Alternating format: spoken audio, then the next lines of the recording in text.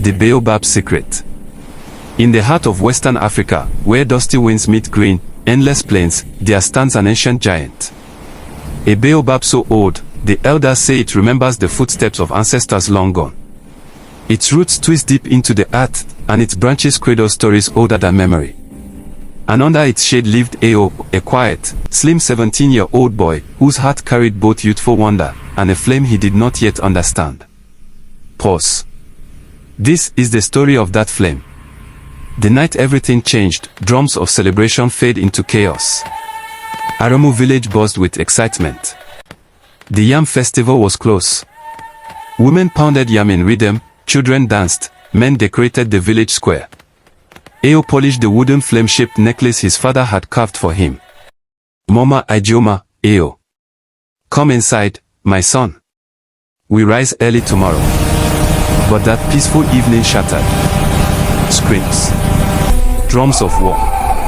Torches blazing through the night sky. Raiders stormed Aramu, masked men led by a tall figure in a flowing red robe decorated with golden tribal symbols.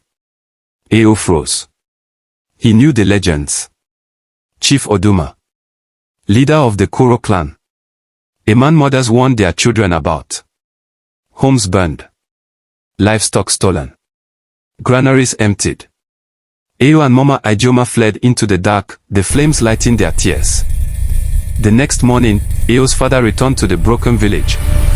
He knelt beside his son and whispered, "Father, revenge feels strong, but destroys whoever carries it."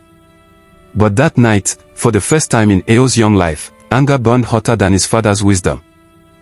Chapter 2, The Broken Village. Somber Kora music. Weeks passed. Aramu tried to rebuild, but the wounds were deep. Food was scarce.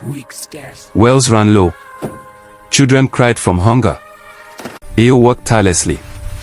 Carrying water. Fixing huts. Gathering firewood. But behind every task was the same question. Ayo, why Oduma? Why us? One night, beneath the baobab's ancient arms, Ao gripped his necklace. Ayo, if I were stronger, I would make him pay. The baobab's branches rustled, not with wind, but with sorrow. Chapter 3, The Hunter's Warning. Footsteps on dry earth. Bowstring tension. A few days later, Ao met Tari the hunter, a quiet, respected man whose dreadlocks touched his back, whose eyes saw more than others wanted to reveal. Tari watched the fire in Ao's gaze. Tari, you want strength. Ayo nods. Tari, then I will teach you. But hear me, Ao. A weapon in angry hands destroys both enemy and holder. Ao nodded, though his heart did not fully listen. Training began. He ran through long savanna paths. He climbed steep rocky hills. He learned the bow, breath control, tracking, quiet movement. When he failed, frustration. When he succeeded, he imagined his skill pointed toward Oduma. Tari watched, concerned. Tari, if you let hate guide you, you'll shoot even when no danger exists. Still, Ao pushed harder. Chapter 4, The Season of Drought. Strong dry wind sound. Harmattan came, harsh and merciless. Fields cracked. Wells shrunk. Hunger tightened its grip on Aramu. Elders whispered. Elder One, if we suffer this much, Kuro must be worse. Kuro must be worse. I must face Ao paused. Had Oduma been desperate? But the memory of flames and screams drowned out his doubt. One night beneath the baobab, he made a decision. Ayo, I must understand. I must face him. Mama Ijeoma begged him to stay. Tari warned him. Tari, go with a calm mind, or do not go at all. But at dawn, Ao left. Chapter 5, The Journey to the Unknown, Adventure Drums. Footsteps. Ao traveled for days, through forests, rocky ridges, and red plains. He met a traveling griot who sang. Griot, not every enemy is evil. Nomads shared their precious water. A trapped hyena snarled in fear, but Ao freed it, and it ran off peacefully. He learned the world was wider, harsher, kinder than he imagined. Finally, he reached Koro village. Before he could speak, God seized him and dragged him before Chief Oduma. Chapter 6, Before the Lion of Kuro, Deep Drum Beats. Chief Oduma towered like a mountain. Broad, powerful, beard grey and thick. Oduma, boy, why do you come to Kuro alone? My village. You destroyed our homes. Steady, you raided my village. You destroyed our homes.